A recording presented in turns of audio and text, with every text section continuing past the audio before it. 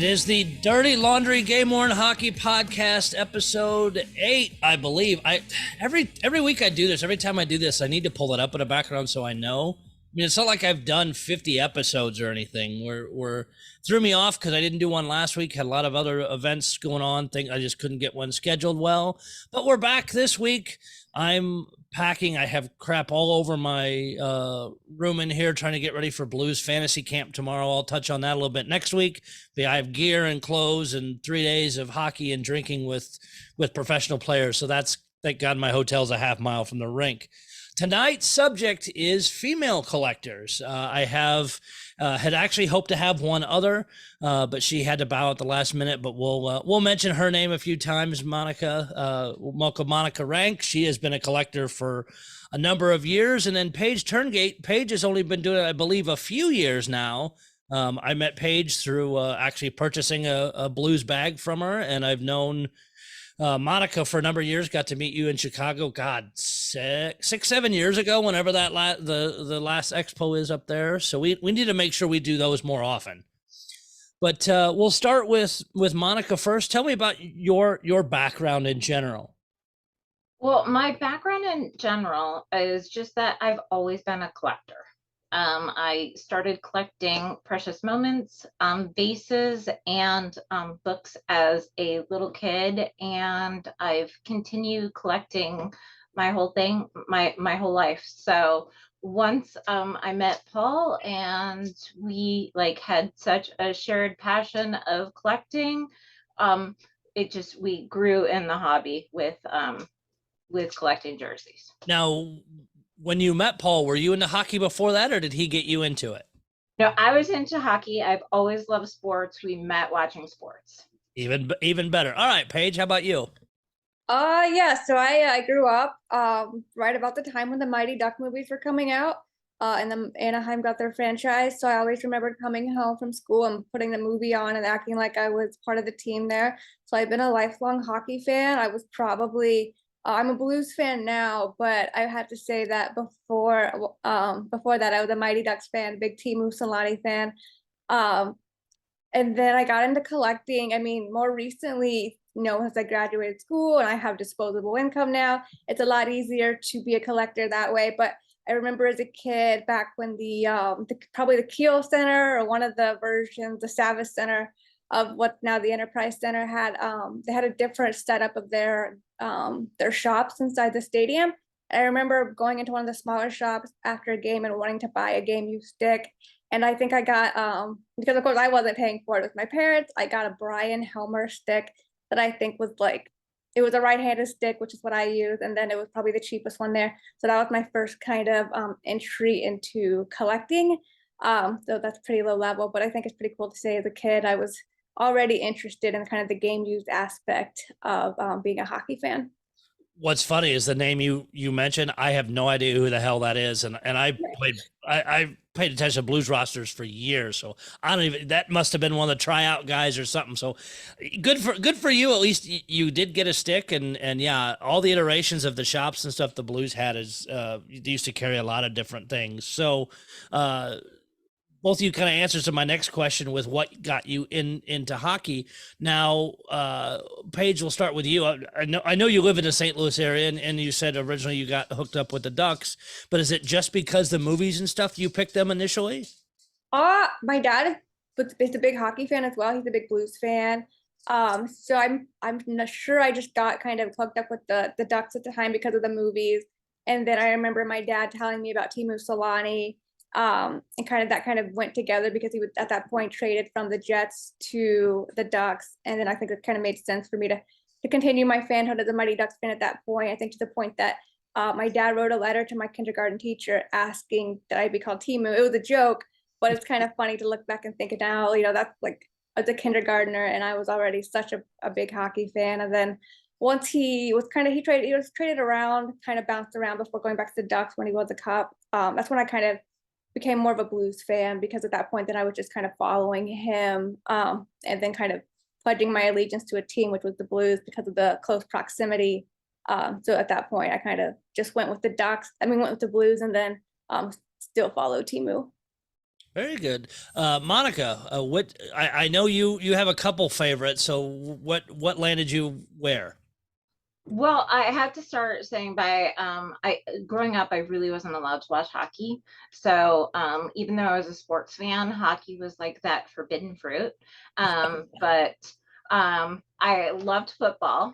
And so I am a Lions fan, so I'm also a, Tigers fan, and then of course I'm a Red Wings fan. So going to my first game, and I think the first hockey game I ever went to was actually a Vipers game.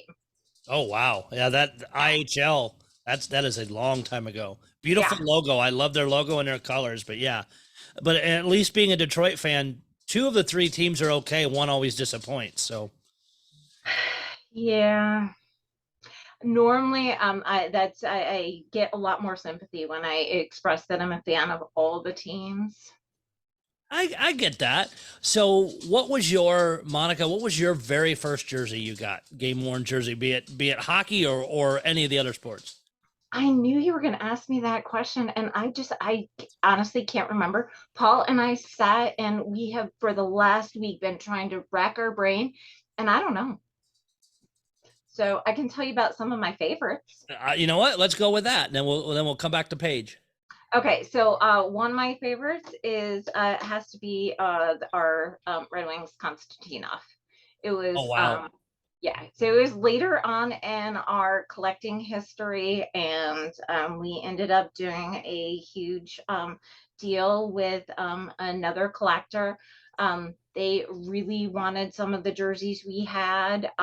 They were really unique, and we're just like, well, we don't want to get rid of them. And so we're like, well, this is what would, move us in the right direction. And then the bidding went up on this particular jersey, and we threw more in to make the deal equitable. And sometimes that's how it goes when you want particular things and the other person wants particular things is the price continues to go up for sure. Yeah. Paige, what about you? What was my first game used jersey? Yes. My first game used jersey was a Vince Dunn Blues jersey. I believe I can't remember if it was an away one or a home. I think it was a home one with the All-Star patch. I remember this was probably, yeah, right around, I want to say 2020, somewhere around there, where I was like, I remembered I had purchased from the auctions the previous year, that bag I sold you. And then I don't know what happened in those years where I just kind of didn't follow the game used auctions and game used community. And then I think I just kind of woke up one day and was like, oh, it'd be really cool to have a game used jersey of one of my favorite players. And then that's when I joined the groups that are all on Facebook, and I found a great deal for the Vince Dunn jersey. And then that kind of kickstarted my I don't want to say addiction, but It's an addiction. We being all heavily involved in the hobby for sure. we just don't go to meetings. We do stuff like this. We don't go to meetings at all. But yeah, I and that's how I met you. Is you had bought a Winter Classic from the first time the Blues were in the Winter Classic, one of the bags, and I wanted one, and not many of them showed up. So yeah, that's how I had originally met you, and then we kept keeping track of what was going on in the Blues auctions and that. And yeah, those All-Star patch ones are interesting because depending on when they were worn was COVID year too. Is so they had the one set, they auctioned them off shortly before they went to the bubble. So well, Monica, we'll jump back and forth on this a little bit. Monica, we'll start with you on this question. Is somebody, as you've been in the hobby a long time, what's something you wish other collectors would have told you about as you got into this? Or either surprises, positive things, negative things, just things that now should be passed along to others. Ooh, that's a hard one. There's so many things. I'm gonna first start gushy and say how awesome the community is. It is so much fun, so loving. Like most of all of our friends are in the hobby now. I mean, our closest friends, the people that we hang out with, talk to on a regular basis on, Facebook, go hang out at their house, have them, come from Germany or wherever to stay at our house. it's all about collecting, and it's amazing, and I'm so thrilled to have all of them in my life. And I will say at some point, and we'll come to you, Paige, here in a minute. Is one thing I've noticed is at times the jerseys become secondary to all the connections and the friendships you made, and it's just that hanging out and maybe message, hey, what have you picked up lately? Just playing catch up, but it's more of just checking in with the other people and seeing what they're doing, and the jerseys are that off to the side thing now, and that used to be the main focus. I totally agree with you. Now, Paige, as a new collector, just in the last few years, what are some things that you wish you'd have been told? If I had to go back, I would probably just, to be, I feel like when I entered the group, just kind of not knowing like, oh, are these people gonna be like, who is this person? Like, why are they looking for a Vince Dunn jersey? Or like, just kind of how welcoming everyone's been. Everybody who I've dealt with been pretty cool. I have no complaints with anyone. I'm just realizing that most people in the group are good people. We all have a common interest that kind of brings us together, and just kind of know that, that's kind of the cool thing about it is you can kind of help people achieve something that they're looking for that makes them really happy, and then in return you can do that. I think that's such a cool thing, and kind of similar to what you both said, just kind of thinking about, when I sold you the Latera bag and I gave it to you in the parking lot outside of my work, I didn't think like, oh, am I going to be doing a podcast with this guy a couple of years later? But it's pretty cool to keep those connections and to become friends and just kind of check in on everyone and to see everybody's different interests and see, their posts, their mail days, and what makes them happy is pretty cool. And you're right. And regardless of what team you collect or what level you collect, it's always fun to see, be it the player they're going after, the league, whatever it is people enjoying that. And hey, yeah, my mail day, this is what I got. And even though we may not care about that team, we know that same excitement when we go to the team and pick them up, or we get them in the mail. It's like Christmas every time we get one. But it's one of the things that, again, I hope to do with the podcast. We hope to do more with all these different expos around the country, is growing the hobby and educating the people, because we, for the older collectors, Monica, like yourself, like Paul, me, and others who started when it was a Offended that you just called me old. older collectors. I did not call you old directly. Okay, seasoned collectors, we'll go that way. But basically, we started with forums and that to manage this stuff. And I mean, even before then, you would see them in magazines when those still existed to buy jerseys. And now with having social media, the connections you can make around the world are instantaneous. It's insane the number of people I've had reach out, even in other countries, asking me about, hey, I'm looking to buy this Blues jersey. What do you think of price? Or can you help me with photo matching this? Or what? Here's what I'm looking for, whatever. But it's an instant thing now, whereas it's just exploded. But I think with also the auction sites, be it the text ones, the web-based ones, whatever they are, it's opening up to so many more people. Is before you kind of had to hunt that out. Now it's always right in front of you. The any, and Paige, will start with you on this. Any negatives you see in the hobby so far? I don't think so. I feel like I'm always kind of wary when like I told you last night, I wanted to post something in one of the groups, and I was like, I don't want to be annoying. I don't want to be that person being like, oh, I'm looking for this, and have people be like, well, that's insane. You're never going to find that. Good luck with that. And kind of have people roll their eyes. So I think, a lot of it negativity is probably just me being kind of like in my head too much and thinking things that don't really exist in the community. But I do think like if there's negativity, the group is so based in like community that it gets shut down pretty quickly. And you have like the admin, people just kind of, if there's something fishy going on or something sketchy, that usually gets snuffed out really quickly. And so I don't know, kind of that'd be like a positive way to kind of take a spin on something that could be negative. But I think, just the fact that there are so few negatives in the group and in the hobby, at least from what I've experienced so far, is kind of in a way a positive. And Monica, how now that you've been around much longer, like myself, what do you see, or what negatives have you seen? And maybe we've corrected a lot of them. Kind of like Paige said, is in these Facebook groups, and that no matter what one it is you're right, is they in a lot of cases they jump on the negativity and really kind of deal with that immediately so it doesn't spread.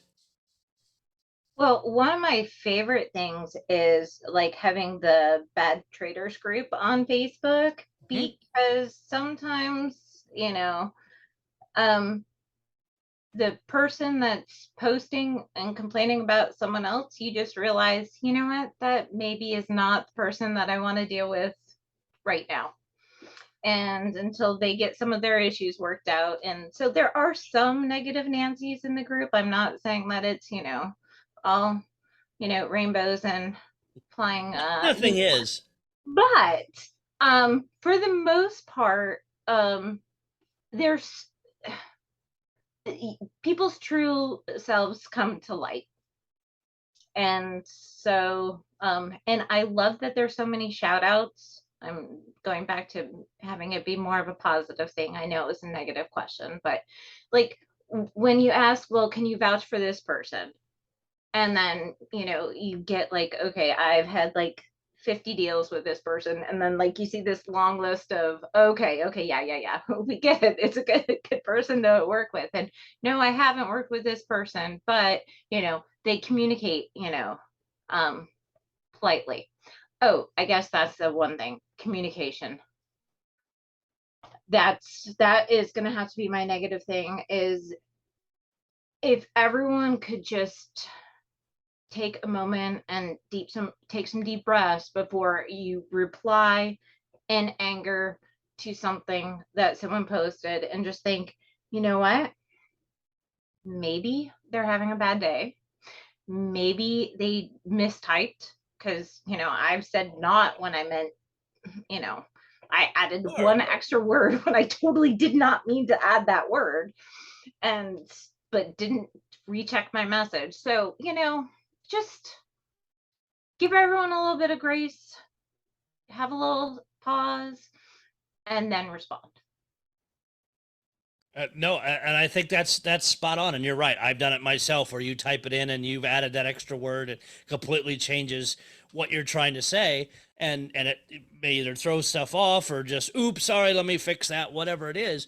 But you're right. Is the for anybody that doesn't know, is the Bad Jersey Trader Sellers group is out there, and it's become almost like a, I'll say a court is not the right word, but you get people can vent or say, hey, here's what I got going on, and they post copies of their chats or whatever it is, and the others in the group kind of audit that and kind of sometimes help make a decision. And in most cases, and I know Paul's one of the moderators there, in most cases it gets resolved in either, okay, this stuff's coming, it just got delayed because this, that, a refund was given, or in some cases it gets elevated and continue to be pushed on until we have a resolution. But again, as a community, as a solid group of collectors that are all after the same general thing and know how it works, we can all come together and make these things work the best we can. And I think the hobby's a big family, and we just keep welcoming more people in. And I mean, we can, Monica, you and I can look back on names that we saw years and years ago, and sometimes I still don't know who their real name is, because I only have ever seen it their previous forum name. But it's those connections you've made for 20, 30, 40 years in the hobby, and it's amazing. And it just, like I said, with social media and with the teams doing all these auctions online, you just make that hobby so much bigger. People don't realize that you can buy a player's jersey, and I surprise people all the time with, oh yeah, I've got this guy. Wait, you can buy those? I mean, hell, the first time I bought from one of the St. Louis Blues auctions was by fax. In I think it was in 2000. You print out a list from their website and you faxed it to the team with the bids you wanted, and then you hoped you won some. The coming up for a handful of teams, and we just talked about it a couple episodes ago, is the ads on jerseys. Does it bother either one of you to see those on there? Say the Blues, or we know we're going to have it for sure. I don't believe San Jose is going to do it for this year, and there's only 7 teams that have announced officially. So everybody else, it looks like at least going to wait a year, kind of see how things go. So Paige, we'll start with you since the Blues are going to have them. Will that deter you, or does it bug you at all? I don't love it. I think it's kind of close. I mean, I've tweeted that it's a little bit tacky. Because I just feel like, hockey jerseys are so beautiful how they are, and now you have an ad on it, it just kind of detracts from that. Plus like the whole commercialization. I understand why they're doing it. They need to make more money because of the whole COVID stoppage, all of that. But I just feel like there could have been other ways utilized before they went to that drastic measure. Because it's like you start with a little patch of a name, and then they realize there's more real estate on those jerseys, and there's pants, and now they have them on the helmet. So it's just kind of, I feel like this is just the beginning. So it'll take some getting used to. As far as, will it deter me from, I may look for jerseys now that are, before this coming season, but at the same time, you realize that, that's just how it's going to be, then you're kind of stuck with it. So I could probably get past it in that regard, but yeah, I'm not a fan. Monica, now if the Red Wings are that get the ads, will it deter you at all? What deters me from buying the Red Wings jerseys is their price. Not so it depends. Do I get a discount? But in all seriousness, I have to just do a juxtaposition because it's going to depend for me. I fold these things, and I can't even stand those shoulder patty, the ones with the double patched shoulders. They're so difficult to fold and not then like mess up the jersey, that I'm more concerned about that aspect of the patches than anything else, because I love the European jerseys, and most of them have tons of ads, and I actually don't care. Now, again, I don't, necessarily want a porn site or something like that on something that I would buy, but, that's just, me being me. And so I might not buy something because of a specific ad, but I would have to then weigh that versus like, okay, this jersey fits my collection perfectly, but it has an ad, again, it would be more if I was totally opposed to that company's business model.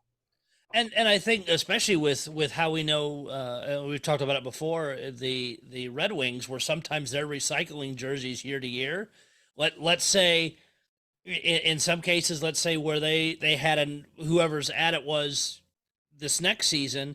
Okay, well then they carry a jersey over and the ad changes.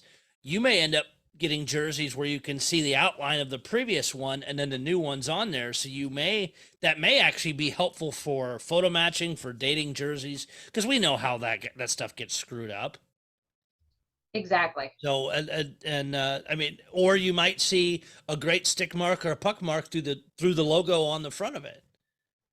So I've seen a ton of debates even this week as the season gets closer, as people are, nope, I'm done, I'm not buying anymore. I don't really care. You know what? If it generates revenue for the team and it's not obnoxious, I don't mind. Like I talked before, as the Blues, the way they showed theirs off, the patch isn't square. It follows the lettering around, so it's a little bit more subtle, and of course it's matched to the fabric of whatever jersey they're putting it on. So it will, yes, you'll see it, but I think it's going to blend in some more compared to what just a squared off patch. I think it's Pittsburgh or somebody. I saw some updated pictures and theirs looks awful.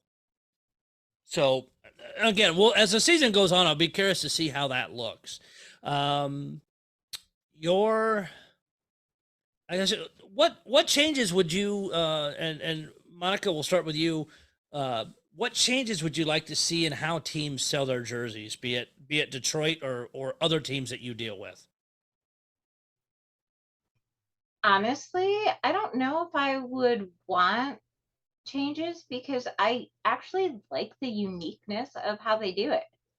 I think that's one of the great things about the sport and hobby, is that okay, well, this team does it this way. Well, for this specific group of jerseys, it's going to go this way. But it and maybe I'm just being protective of the sport hobby. I feel like the more difficult that it is sometimes with different teams doing it different ways, you need to be more connected.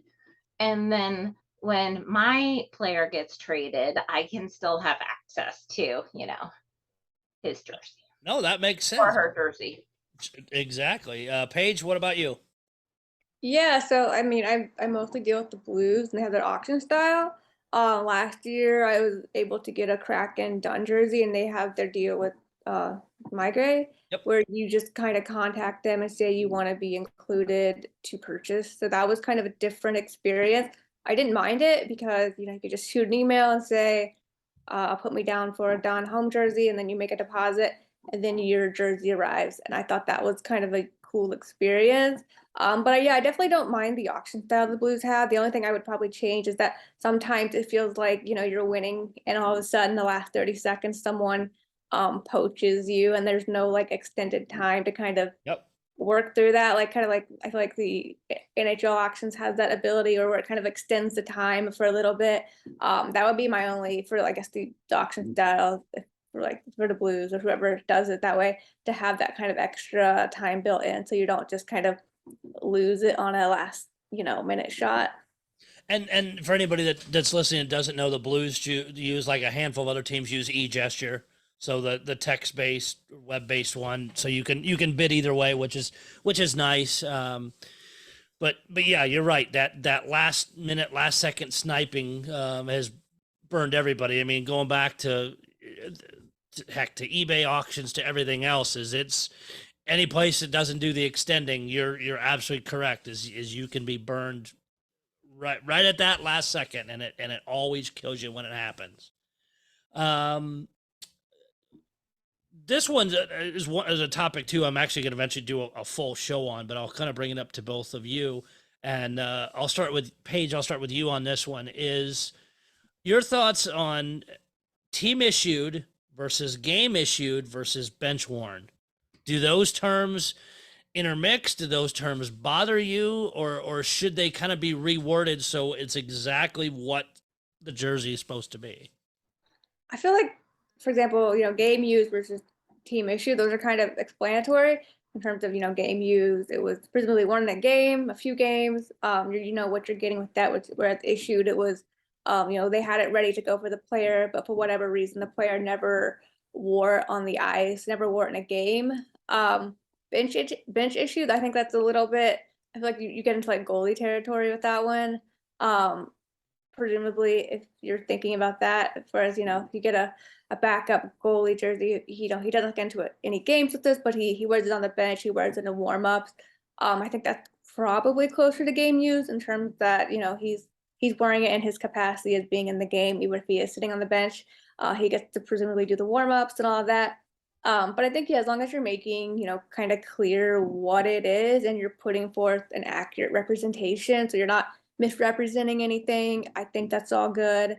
I mean, the more details you can provide, that's good. Like, in terms of this is the date it was worn and whatnot. I think that's all great. But yeah, as long as people know what they're putting out and they're not misrepresenting thing, I feel like those are all good categories. Monica? I'm gonna have to go with the equipment managers on this one, and the equipment manager's job is to be ready and have their equipment ready for their players to have the best ability to win that game. As much as that's being said, I think they do an awesome job. They work their hardest, and hats off to them. I wouldn't want their job.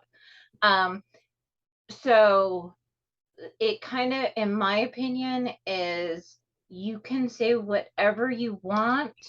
Buyer beware.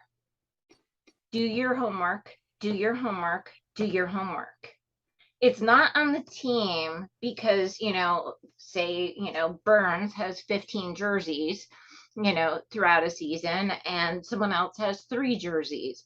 They can't tell you exactly what's going on with each jersey at every aspect of it. And look for the wear, hopefully they, especially for like the auctions where you don't get to see it in your hands. I feel sorry for everyone in that case.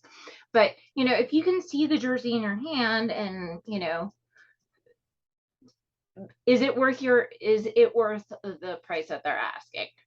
And so that's part of it. The other thing is we have been to a bunch of games where players come out for warm-ups, but they don't actually play in that game. So I don't think that they're misrepresenting when they say that that the player was out there. They just didn't play in the game. You have the rosters. I mean, it's not like they're hiding the information. You can figure it out most times. Not always, but most times you can. And so gonna go back with do your homework, do your homework, do your homework. Exactly. And for anybody that doesn't know too, and I use it a ton, is the NHL has the score sheets going back to, I think at least 10 or 15 years. If you go into the scores section, you can pick a date and go back and see the box information, see the time on ice, see all that stuff in there, and see even sometimes the more recent stuff is even linked. There's pictures linked to that game or video. So there's a ton of information out there. If you're unsure, that's a great resource to do some digging on to see, especially if a jersey's up for auction. I've done a lot to go look at, okay, here's all the games he wore it in. How many points did he have? How many goals did he have? Was there any games in there that were an important event? I enjoy that research. It's a lot of fun to go dig it in, and you may discover stuff that you didn't know either happened or some other weird thing. But yeah, as Monica said, and that sentence has been around for as long as I've been in the hobby, and Monica, you've been in longer than me, is do your homework. And that's the number one thing. If you can't prove it any other way, you'll eventually get an answer.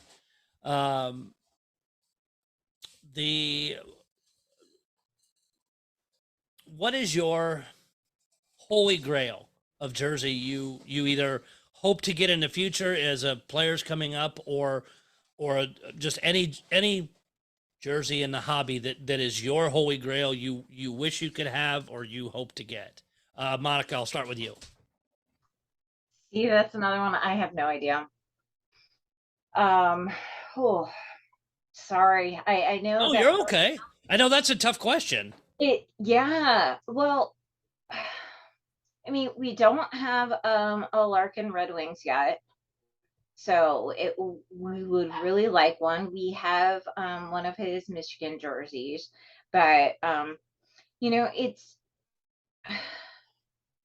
and it's not that we couldn't get them. It's just we're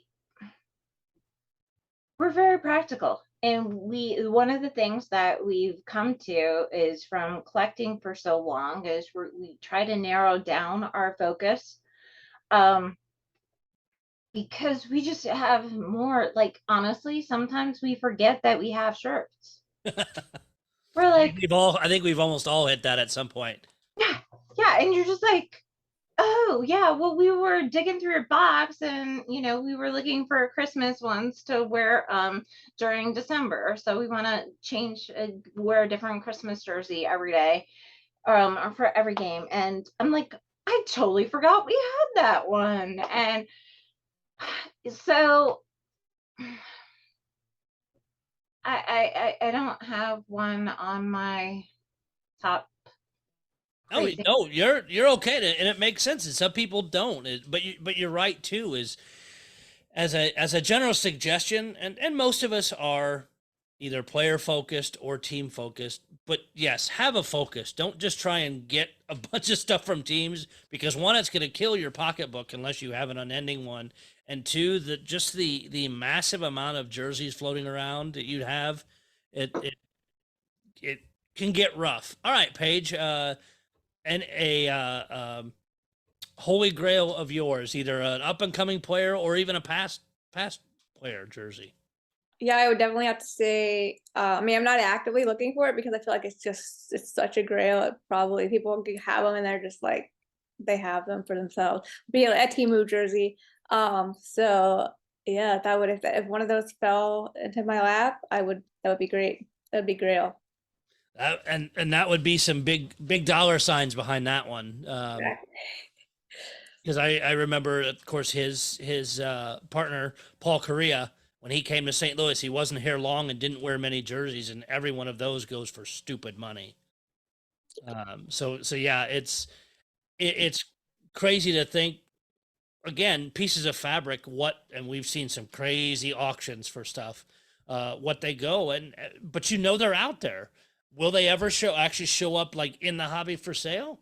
Maybe, maybe not. Some people would just kind of lock them away and you never hear about them again. And other times, maybe 10 or 15 years down the road, oh, there it is as an auction, or stumble across it. Sometimes some of the different things I follow online is people are finding game worn jerseys at swap meets. Not long ago, and I can't remember, it wasn't a huge name player, but bought or whose jersey it was, but it was a full set. Wasn't even like just a one player or one game jersey. It was a full set, had all the set tags in it. Beat to hell. The guy paid $20 at a swap meet. It's just things show up on at Goodwills, at different places like that. So it's possible that these will show up in crazy places. So I never knock anything showing up. It's just one at a time. Can you afford to buy it, and is it going to show up out there? As we kind of wrap things up, Paige, I'll start with you. Any last thoughts or other things? And I guess, before we do that, let me go to this question: is, have you, as you've come into the hobby as a female, have you been kind of blown off or brushed aside of, oh, it's just, you want this because this guy's hot or whatnot? Paige, I'll start with you on that, because I've heard some of that, but I'm curious if you've seen it firsthand. I've not experienced that firsthand. I mean, at least not to my, I guess, face or whatever they're being messaged toward me. I mean, I would doubt that anyone who I purchased from would say, "Oh, I'm just buying this because they're cute or something." I don't know. I've not experienced it, but it's kind of like similar to most kind of, I guess, sexist type things. I mean, you may not experience it to your face, but who knows what's said behind your back. But yeah, I mean, I would feel comfortable in my hockey knowledge that I could probably go toe to toe with most people. So I mean, if anybody wants to kind of put that on me, I'm happy to oblige and challenge that for sure. So I say bring it on. I like that, Monica. I'm gonna have to go with Paige on this one too. It's definitely happened. But normally with your hockey knowledge, you can shut it down fast. And then what I've realized is those people that would say something like that to someone are normally dicks and are gonna like not be really welcome and forthcoming in the hobby, because that's not the way the hobby is. So no, and you're right. That's a good point. Is you see the bad apples or the assholes that show up don't last very long. You may see them buying stuff or selling stuff for maybe 6 months, a year, and then you never hear from them again once there's a problem, because it spreads through the hobby of, hey, don't deal with this guy, he's just that or whatnot. But I am glad to hear that. But again, I think it goes back to this being a giant family. Is we are protective. We get what you're trying to do, and who cares if you're a female or not? It's hockey. That's the important part of this, and it's fun when you can bring people together. It doesn't matter what walks of life they come from. It is fun. I mean, the Chicago Expo that Monica, that you and Paul were at with us, was a fantastic time. And besides, I mean, we just sat and BS'd and learned about each other because we'd never been together in person. And it just, that stuff makes this so great. And it's great to continue to welcome more people in like Paige and others, because if we're welcoming immediately, then they'll go off to tell other people, and then it just keeps getting bigger and bigger. Any other final thoughts? You know what, Monica, I'll start with you on the hobby or things you expect to see, any of that kind of stuff. Well, I forgot. I totally want the Max Pacioretty Michigan jersey. Ooh. Okay, so I mean, I know there are hardly any. I think I know where all of them are. I've talked to people, but that's like my. But I've worked so hard to try to get one that that's why I kind of put it out of my memory banks for a while. I'm so excited. I love this hobby. It's so much fun. The people are wonderful. I can't wait until the puck drops so soon. Super excited about this weekend. We have the prospect tournament, so I get to see 9 hockey games this weekend. Wow, that's awesome. And so many of the babies are from Michigan. So go Blue and Labatt's Blue. There you go. All right, Paige, how about you? Yeah, just looking forward to the upcoming season and kind of what that brings, and also kind of the new things that pop up. I think there's going to be another retro jersey this year, kind of just to see what comes up with the new equipment styles, new jerseys, and kind of like more in the future, who the next, I guess, sponsor of the jerseys. Adidas is going to be out, it looks like. So who will be overtaking that in the next coming years, and see what their jerseys look like and what their styles look like and how that changed, just to kind of keep things fun and keep the collecting interesting, because there's always going to be something new out there that catches your eye. So looking forward to that, and also just continuing to be part of the community and kind of like the forming the relationships that go along with it. No, and all fantastic points, and you're right. There's this hobby continues to make news, break news, get people scrambling to spend money, and it's the hobby never stops. And again, that's what makes, I think, part of what makes us so great. We'll give you a quick rundown of a couple different expos coming up. South Jersey Expo, and again, you can look it up, all these on Facebook. There's website or Facebook pages dedicated to them. The South Jersey Expo is coming September 24th, so a week from this weekend. Minnesota Game Worn Expo is also the same day, September 24th. Coming October 15th, the SoCal Expo. That'd be a great one if you're out that way. If you're in the Midwest, you'll be able to come meet me. We're even going to do a podcast recorded on that Saturday night. The St. Louis Expo, October 22nd and 23rd, just outside of St. Louis. Easy to fly into there. I have a good amount of tables. This will just be the second year for that expo. So please come get to at an expo somewhere. It doesn't have to be these, doesn't have to be the one I am involved in. Get to one, because when you can get in front of people face to face, you don't know what kind of deals you'll make, what kind of connections you'll make, but you're going to have fun because, like we said, it's a big family, and a lot of once the expo main parts are over, usually drinks are had and people tell stories and show off stuff. Go do one, especially if you have any, even if you've not bought a jersey, but you're curious about how this works and there's one nearby, go, because you'll get just a ton of knowledge and be shocked what you can see. Paige, Monica, thank you again for your time tonight. It was a definitely a fun show, and I appreciate you joining me, and hope to have you back in the future. Thank you so much. Thank you. It's been really cool. Thanks. We'll talk to you soon.